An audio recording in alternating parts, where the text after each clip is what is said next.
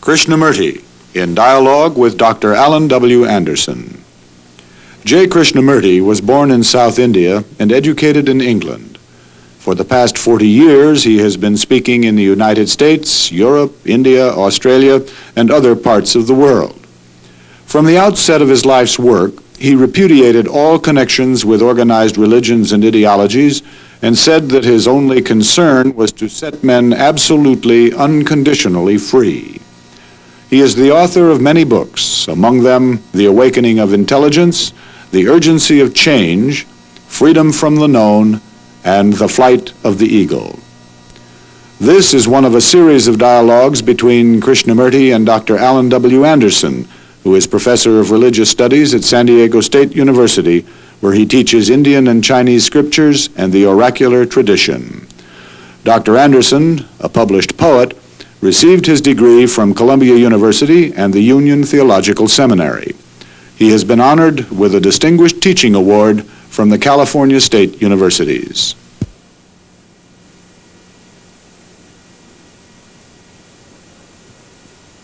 Mr. Krishnamurti, last time we were speaking,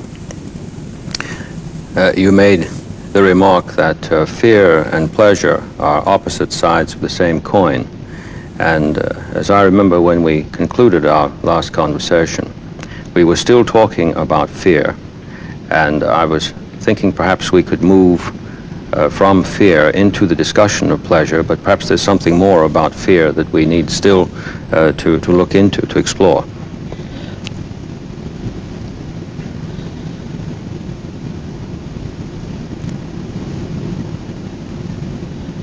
So I think for most of us, fear has created such misery, so many activities born of fear, ideologies and gods, that we never seem to be free completely from fear. That's what we were saying. And so freedom from and freedom are two different things. Are they? Yes. Freedom from fear and the feeling of being completely free. Would you say that the notion even of freedom for is also a suggestion of conflict? Yeah. Yes. Do go ahead. Yes. Freedom for and freedom from has this contradiction in itself, and therefore conflict, and therefore a battle, a violence, a struggle. When one understands that rather deeply, then one can see the meaning of what it means to be free. Not from or for, but intrinsically, deeply by itself. Probably it's a non-verbal, non-ideational happening. I see. A feeling that all the burden has fallen away from you. Not that you are struggling to throw them away. The burdens don't exist. Conflicts don't exist. As we were saying the other day, relationship then is in total freedom. Your word intrinsic interested me. Sometimes I think in our tongue we will use the adverbial preposition in for that. Would it be possible to say freedom in, or would you not even want to have in? Not in, no. We don't want for, in, from. They're all out. I see. Yes, go on. Please do. So, these two principles, pleasure and fear, are seems to be deeply rooted in us. These two principles of pleasure and fear. I don't think we can understand pleasure without understanding fear. I see. I mean, you can't separate them really, but for investigating, one has to separate them. Yes. Were it not for fear, do you think we should There ever would be have no thought? pleasure. We would never have got the notion. No. I understand. It's like punishment and reward. Yes. If there was no punishment at all, nobody would talk about reward. Yes. Yes, I see. So, and when we're talking about pleasure, I think we ought to be clear that we're not condemning pleasure. We're not trying to become puritanical or permissive. We're trying to investigate or examine, explore the whole structure and nature of pleasure, as we did fear. As we did fear. And to do that properly and deeply, the attitude of condemnation or acceptance of pleasure must be set aside. It seems natural. Yes. I mean, if I want to investigate something, I must be free from my inclinations, prejudices. The looking forward to is I see, beginning to emerge from what you're saying. Yes. Yes, we say we look forward to pleasure. We even ask a person, don't we, what is your pleasure? Yes. We get nervous in thinking that perhaps we won't meet it. Now, I take it that what you're saying suggests the anticipation of gratification here. Would that be right? Yes, that's right. Gratification, satisfaction, and sense of fulfillment. We'll go into all that when we talk about pleasure. But we must be clear from the beginning, I think, that we are not condemning it. The priests throughout the world have condemned it. Yes. The notion of freedom is associated with many religious approaches to this. Yes. One is free from desire. Yes.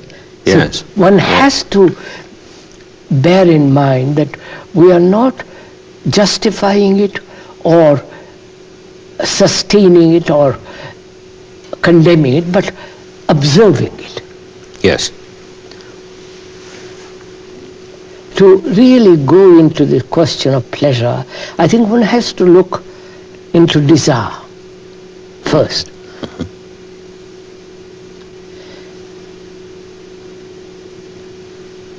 The more commercial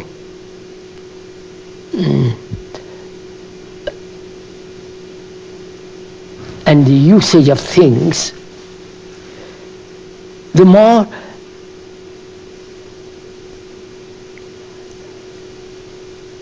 desire grows. You can see it, commercialism and consumerism. Through propaganda, desire is sustained, is pushed forward, is, what is the word I'm looking for, is nourished. Yes. Expanded. Nurtured. Yes. Inflamed, that's the word, inflamed. And you see this happening right through the world now. In India, for example, not that I know India much better than I do America, because I've not lived there very long, I go there every year. This desire and its instant fulfillment is beginning to take shape. place. Before, in the Brahmanical Orthodox sense, there was certain restraint. There's certain traditional discipline which says, don't be concerned with the world and things. They're not important. What is important is the discovery of truth, Brahman, reality, and so on. But now all that's gone. Now the desire is being inflamed. Buy more. Don't be satisfied with 2 trousers, but have dozen trousers. This feeling of excitement in possession is stimulated through commercialism, consumerism, and propaganda. There's a lot of terror, isn't there, associated with commercialism on the part of those who are purveyors in this, because the pleasure fades off, and this requires a stronger stimulus next time. That's what the couturiers are doing. Every year there is a new fashion. Or every 6 months or every month, I don't know what it is. No, there is the simulation of desire. It is really quite frightening in a sense how people are using or stimulating desire to acquire money, possessions, the whole circle of a life that is utterly sophisticated, a life in which there is instant fulfillment of one's desire, and the feeling if you don't act, there is frustration. So all that's involved in it. Would you say then that the approach to this on the part of what you've described is on the basis of frustration? Frustration itself is regarded as the proper incentive. Yeah, yes, that's right. This That's right. I see. Yes. And since frustration itself is a nullity, Yes. we're trying to suggest that nullity is in itself interested Yes. in being filled, Yes. whereas Like- in fact it couldn't be by its nature. Like children, don't frustrate them. Yes. Let them do what they like. Yes. Yes, that reminds me of something years ago in graduate school. I was brought up as a child in England, and in a rather strict way compared with the permissiveness of today. And one of my graduate colleagues told me that he had been brought up by his parents in a totally permissive way. This was at Columbia University. And he looked at me and he said, I think you were better off because at least you had some intelligible reference against which to find out who you are, even if what you found out wasn't right, there was something to find out. Okay. Whereas I had to do it entirely on my own, and I still haven't done it. And he talked about himself as being constantly in the world trying to hide the fact that he was a nervous wreck. Okay. We had a long conversation over dinner. Yes. So I think it is before we enter into the complicated field of pleasure, we ought to go into this question of desire. Yes, I'd like to do that. I mean, desire seems to be a very active and demanding instinct, demanding activity that's going on in us all the time. So what is desire?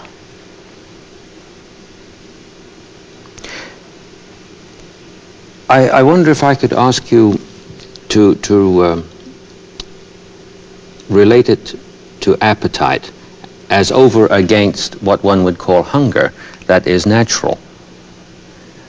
sometimes I found a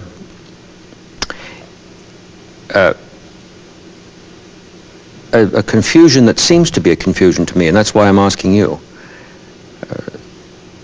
Someone will get the idea in class, talking about the question of appetite and desire, that if we look to nature, the lion desires to kill the antelope to satisfy his appetite, whereas it has seemed to me the correct reply to that is no, that's not the case. The lion wants to incorporate the antelope into his own substance. He's not chasing his appetite. So I think they are both related, appetite and desire. Yes. Appetite, physical appetite, and there is psychological appetite. Yes. Which is much more complex. Sexual appetite. Yes. And the appetite, intellectual appetite, a sense of curiosity. Even more furious. No, furious, that's right. Yes. So, I think both desire and appetite are stimulated by commercialism, by consumerism, which is the present civilization actively operating in the world at the present time, both in Russia, everywhere. This consumerism has to be fulfilled. That's one. Right. We talk about planned obsolescence. Planned obsolescence, quite. You have that in mind. Right, Yes, okay. I see. So, what is appetite and what is desire? I have an appetite because I'm hungry. That's a natural appetite. I see a car and I've read a great deal about it and I like to possess it, drive it, feel the power of it, going fast, the excitement of all that. That's another form of appetite. Yes. Appetite, intellectual appetite, of discussing with a clever, intelligent, observing man or woman, to discuss, to stimulate each other in discussion. Yes. And comparing each other's knowledge, a kind of subtle fight. Making points. Points, that's right. And that is very stimulating. Oh, yes. Yes, it is. And there is the appetite, sexual appetite. The sexual appetite of constantly thinking about it, chewing the cud. All that, both psychological and physical appetites. Normal, abnormal. The feeling of fulfillment and frustration. All that's involved in appetite. And I'm not sure whether religions,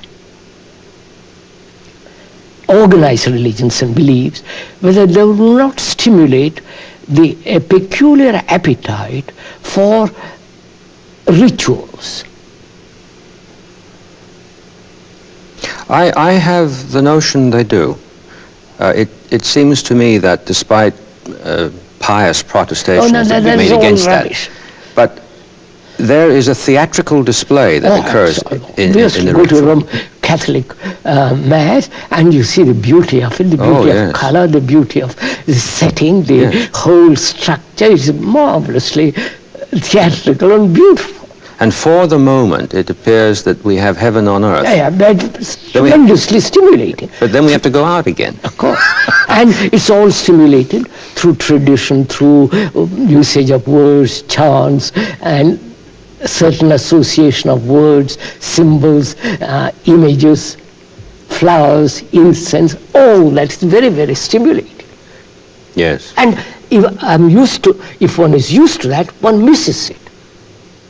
Oh, yes, yes. I was thinking, as you were saying, about, as at least to my ear, extraordinarily beautiful a language as Sanskrit, and the chanting of the Gita, and the swaying back and forth, and then one sits down to study what the words say, and one says to himself, now look, what on earth is going on when we're doing this as over against what the word itself could disclose. Correct. But the seduction that is available, of course, it's self-seduction. One can't blame the language for being beautiful. It's the yes. And all this is encouraged. And the notion, I take it, that you're suggesting that we look at here is that there's a tremendously invested interest in keeping this up. Of course. Yes. Commercially it is. Yes. And if it is not sustained by the priests, the whole thing would collapse. So there's a battle to hold the human being in his appetites, which is really very frightening when you look at it. Frightening in the sense, rather disgusting in one way, exploiting people, and intrinsically destructive to the human mind. Yes, yes. I've had this problem in teaching, in my classes, in terms of my own discussion in class. Sometimes it has seemed that maybe the first stanza of a poem that I will have known by heart would be appropriate. And so I'll begin to recite it. And when I get to the end of it, the expectation has arisen, the ears are there, the bodies are leaning forward, and I have to stop, you see, and I have to say, well, now, you see, we can't go on because you're not listening to what I'm saying, you're listening to how it's being said. Yeah. And if I read it terribly, you would no more listen to what it is, but your disgust would dominate, just as the pleasure is dominating now. And students have got after me for not reciting more poetry. And I tell them, you see, that you would be upset with that. It is a perfect sign that you haven't started to do your work in class yet. And then we're up against the problem that they think I'm being ascetical and denying the goodies. Yes, good, right. That's part of what you... Yes, of course. Good. I'm glad you cleared that for me. Yes. And there is this desire, appetite, we know more, we have a little bit gone into it. What is desire? Because I see something and immediately I must have it. A gown, a coat, a tie, the feeling of possession, the urge to acquire, the urge to experience, the urge to offer an act that will give me tremendous satisfaction. The satisfaction might be the acquiring a tie, or a coat, or sleeping with a woman, or acquiring. Now, behind that, isn't there, sir, this desire? I might desire a house, and another might desire a car, another might desire to have intellectual knowledge, another might desire a God, or enlightenment. They're all the same. The objects vary, but the desire is the same. One I call the noble, the other I call it ignoble, worldly, stupid.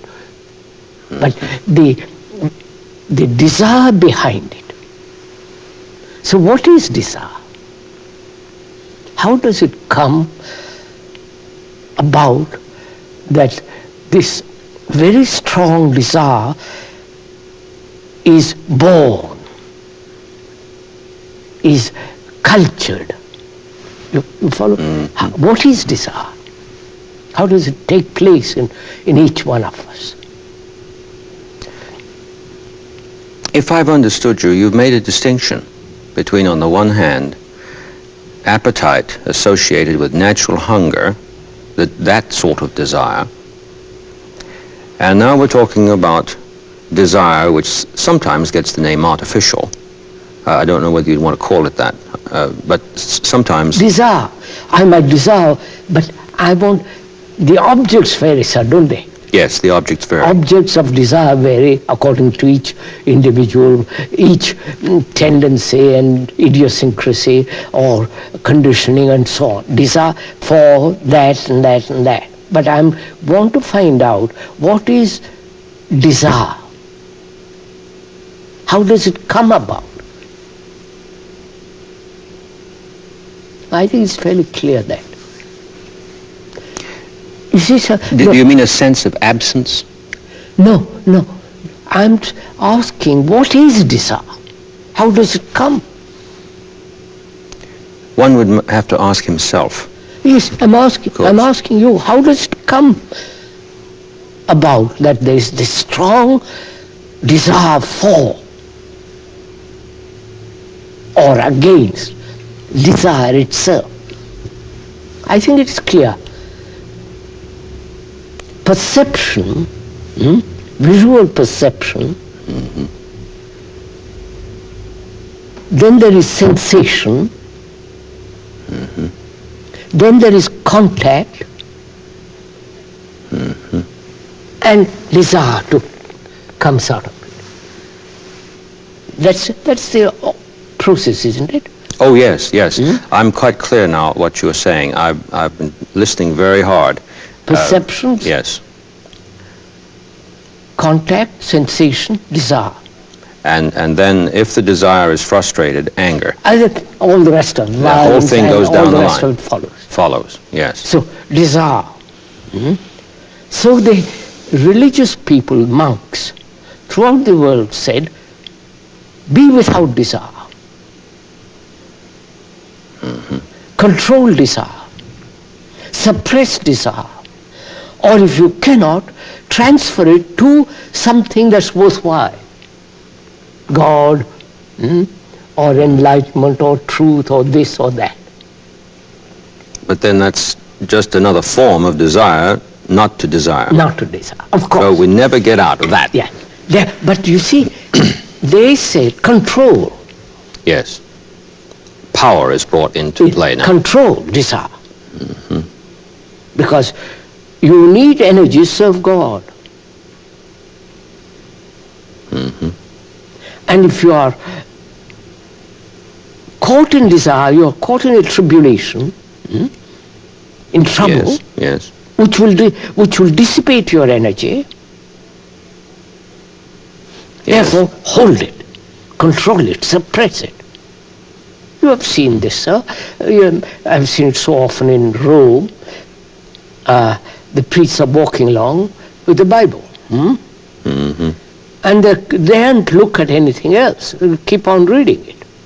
Because they're attracted. It doesn't matter a woman or a nice house or a nice cloth or that. So keep looking at it. Never expose yourself to tribulation, to temptation. So hold it.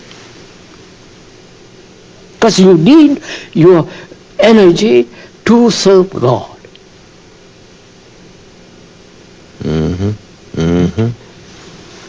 So desire comes about through perceptions, visual perception, contact, sensation, desire. That's the process of it. And then there's the whole backlog of memory of that in the past to reinforce it. Yes. Yes. Yes. I was taken with what you just said. Here's this book that's already outside me. Yes. It's really no more than what they put on horses when they run a race. Blinkers. Yes. Blinkers. The Bible becomes the blinker. Bible. The blinking Bible. Yes. I follow that. But the thing that caught me was never quietly looking at it.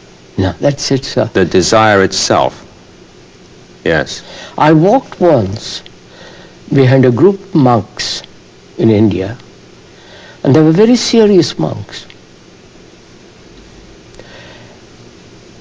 The elderly monk, with his disciples round him, they were walking up a hill, and I followed them.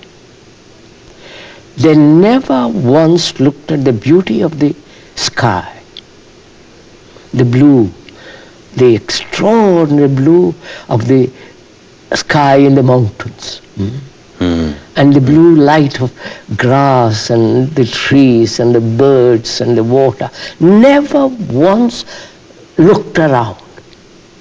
They were concerned, and they had bent their head down, and they were repeating something, which I happen to know in Sanskrit, and going along, totally unaware of the nature, totally unaware of the passers-by, because their whole life has been spent in controlling desire and concentrating on what they thought is the way to reality. So desire there acted as a repressive, limiting process. Of course. Yeah. Because they were frightened. If I look, there might be a woman. I might be tempted. And cut it. So, we see what desire is, and we see what appetite is. They're similar. Yes. Would you say appetite was a specific focus of desire? Yes, put it that way. Yes. All right. But they're both go together. Yes. They're not they're two different words for the same thing. Now, a problem arises. Need there be a control of desire at all?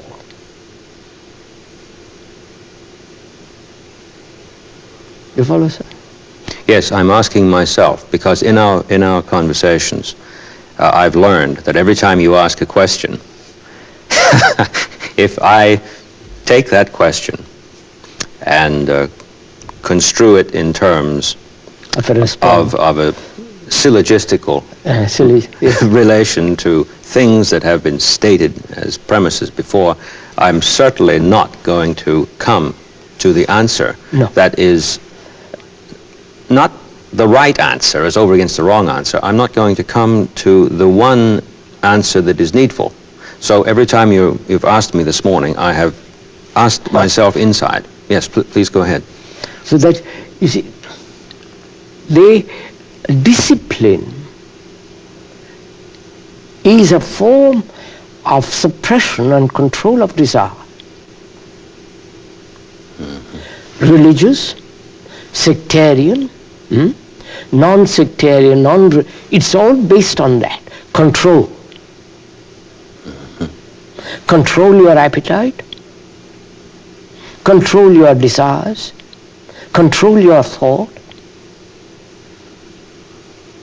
And this control gradually squeezes out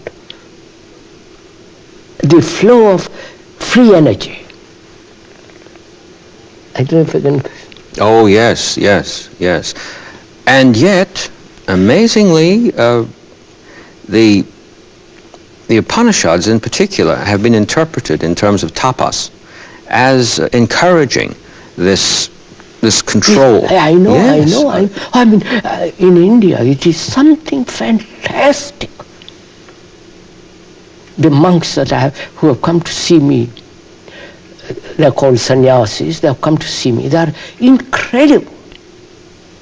I mean, if I can tell you, a monk who came to see me some years ago, quite a young man, he left his house and home at the age of 15 to find God. And he had renounced everything, put on the robe. And as he began to grow older, at 18, 19, 20, sexual appetite was something burning. He explained to me how it became intense. He had taken a vow of celibacy, as sannyasis do, monks do.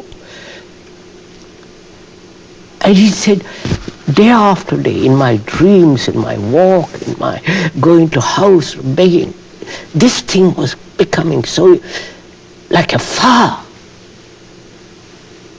Do you know what he did to control it? No. What did he do? He had it operated. Oh, for heaven's sake. Is that a fact?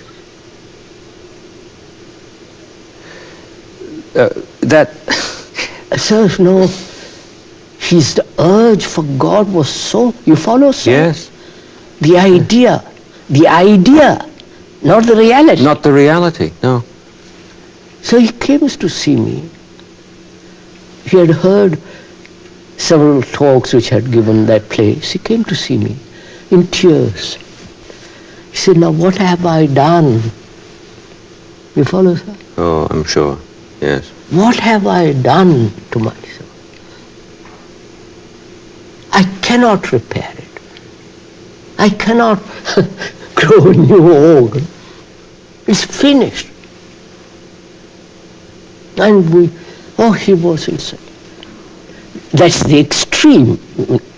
But it is, all control is in that direction.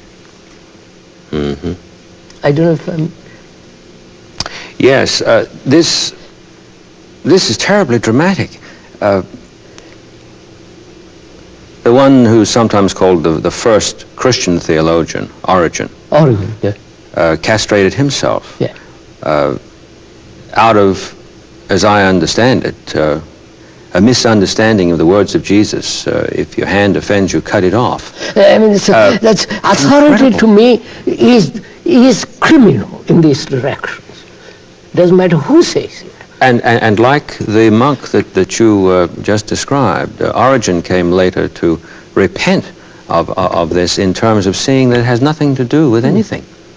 It's just a terrible thing. Well, was this monk, if I may ask, also saying to you in his tears that he was absolutely no better off in any way, shape, or form? No, on the contrary, he said, I've committed a sin. I've committed an evil act. Yes, of course, yes. He realized what he had done. Yes. That through that way, there is nothing. Nothing. I've met so many, not such extreme forms of control and denial, but others. They have tortured themselves for an idea. You follow, sir? For a symbol, for a concept. And I've sat with them, discussed with them, and they begin to see what they have done to themselves.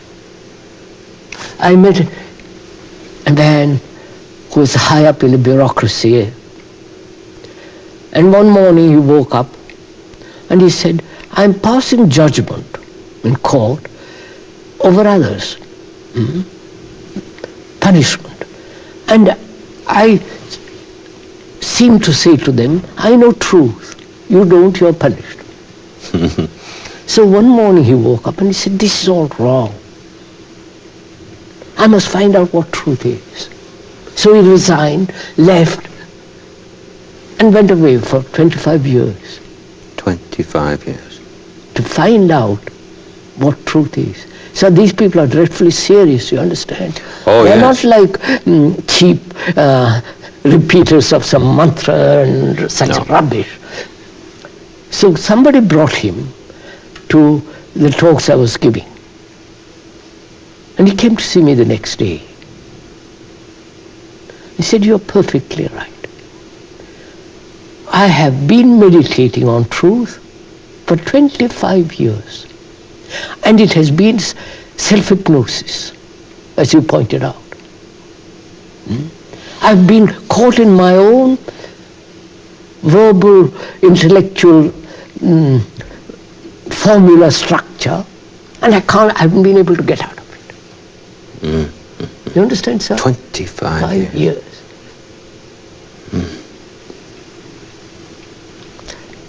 It's a very moving story. And to admit that is wrong needs courage, needs perception. Exactly. Not courage, perception. So, now that's seeing all this, sir. The permissiveness on one side, the reaction to Victorian way of life,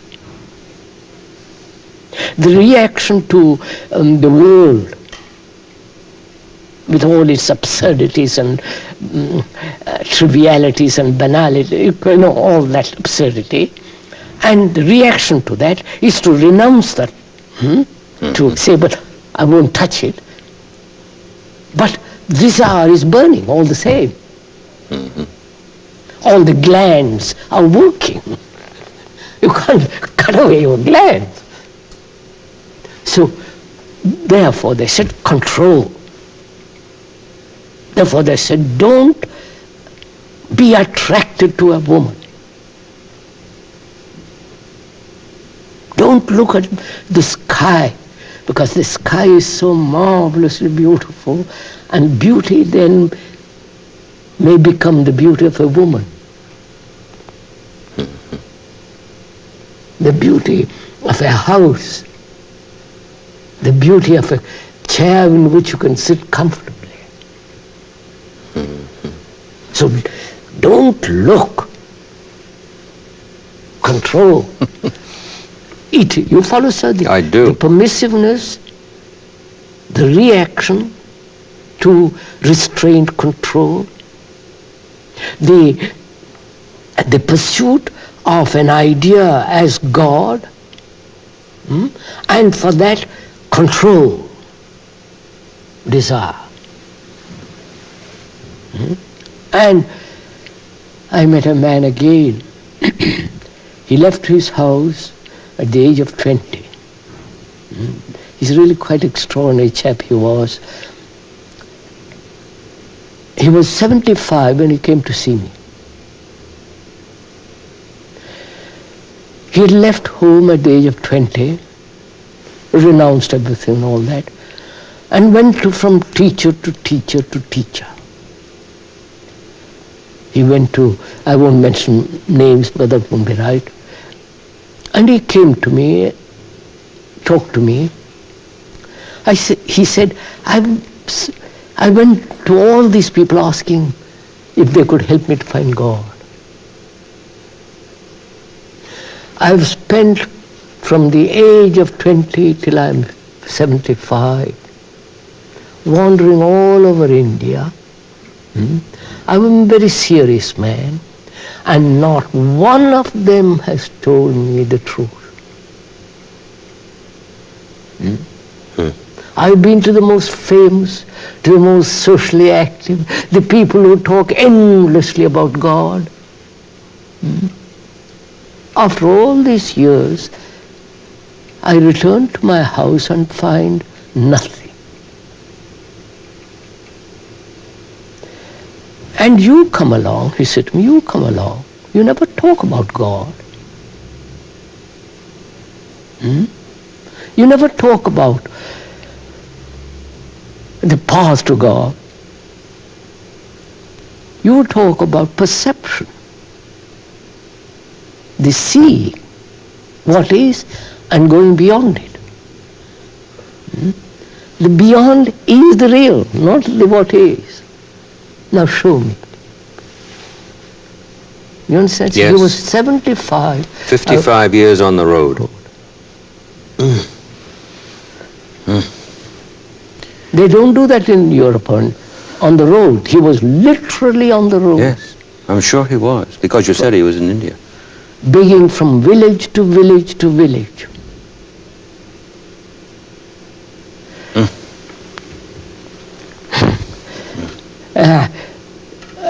When he told me, I was so moved, tears almost, to spend a whole lifetime, as they do in business world. Yes. 50 years to go day after day to the office and die at the end of it. It is the same thing. Fulfilling of desire. Money, money, money, money. More things, things, things. And the other, none of that, but another substitute for that. Yes, just another form. So, looking at all this, it is dreadful what human beings have done to themselves and to others. Seeing all that, one inevitably asks the question, how to live with desire? You can't help it, desire is there. The moment I see something, a beautiful flower, the admiration, the love of it, the smell of it, the beauty of the petal, the quality of the flower and so on, the enjoyment. One asks, is it possible to live without any control whatsoever?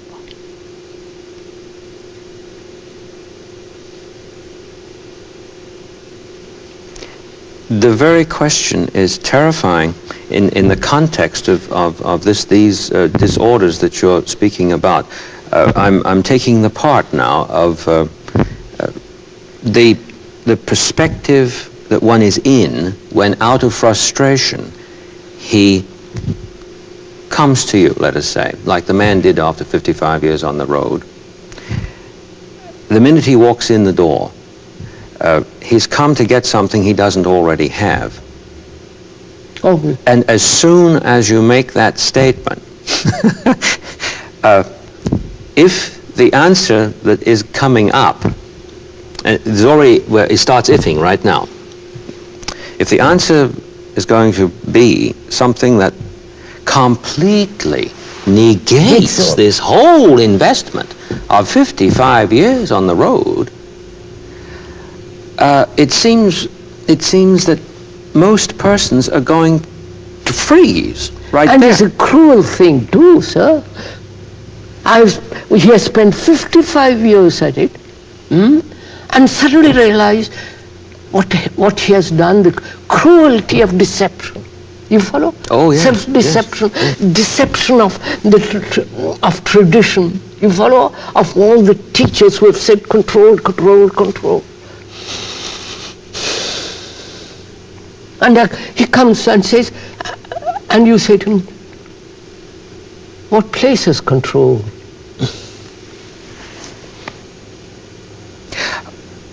I think I'm beginning to get a very keen sense of why you say go into it. Yes. Because there's a place there like dropping a stitch, we might say. Yes. If he doesn't get past that initial shock, then he is not going to go into it. No. Yes. So we talked, I spent hours, we discussed, we went into it, gradually so. He said, quite right.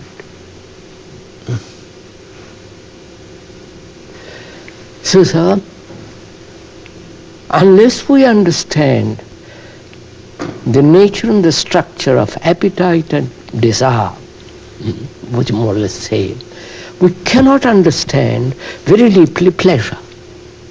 Yes. Yes, I see why you've been good enough to lay this foundation before we get to the opposite side of the coin. Yes. Because pleasure and fear are the two principles that are active in most human beings, in all human beings. And they are, that is reward and punishment. Don't bring up a child through punishment, but reward him. This is the psychologists are advocating some of this. Yes. They're encouraged by the experiments on Pavlov's dogs. Dogs or pigeons or ducks. Right. Geese. Do this and don't do that. So, unless we understand fear, understand in this sense, investigate, see the truth of it, and go, if the mind is capable of going beyond it, to be totally free of fear, as we discussed the other day, and also to understand the nature of pleasure. Because pleasure is an extraordinary thing. And to see a beautiful thing, to enjoy it. What's wrong with it? Nothing. Nothing. Nothing. But see what is involved in it. Right. The mind plays a trick there.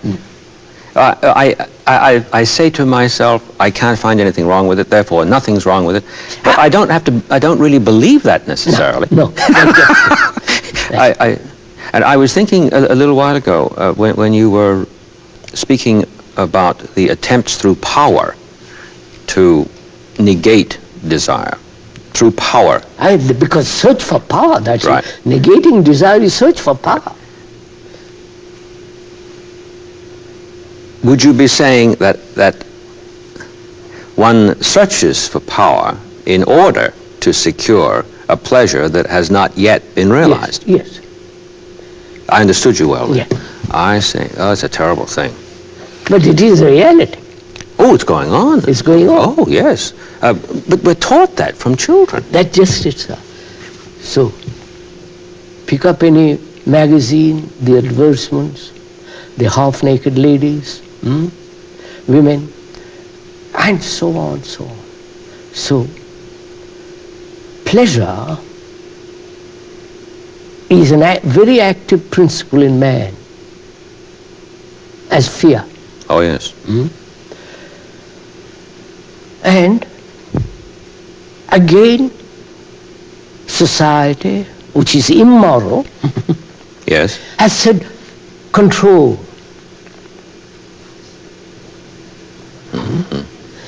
One side, the religious side is control, and commercialism says don't control, enjoy, buy, sell. You follow?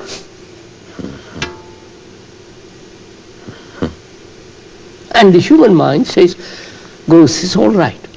My own instinct is to have pleasure.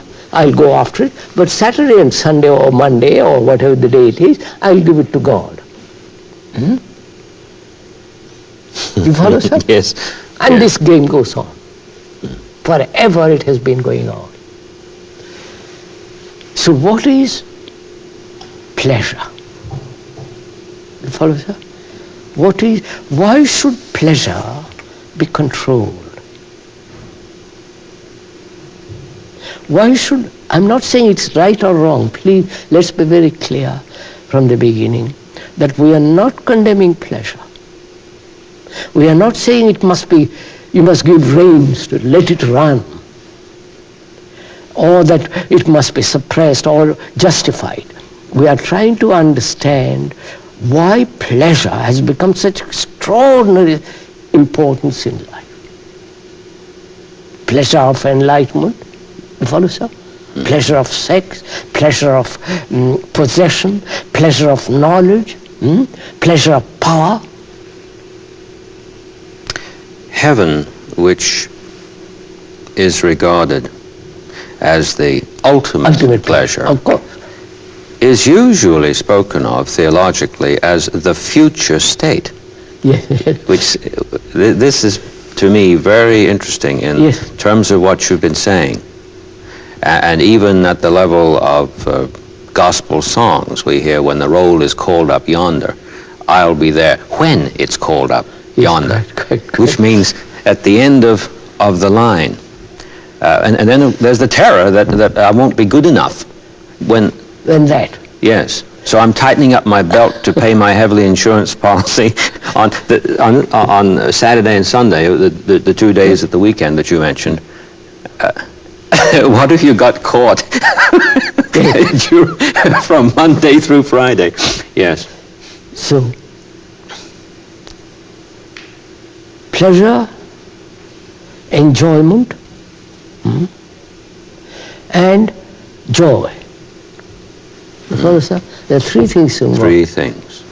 Pleasure, enjoyment, and joy. Happiness, that is, joy is happiness. Ecstasy, the delight, the sense of tremendous enjoyment.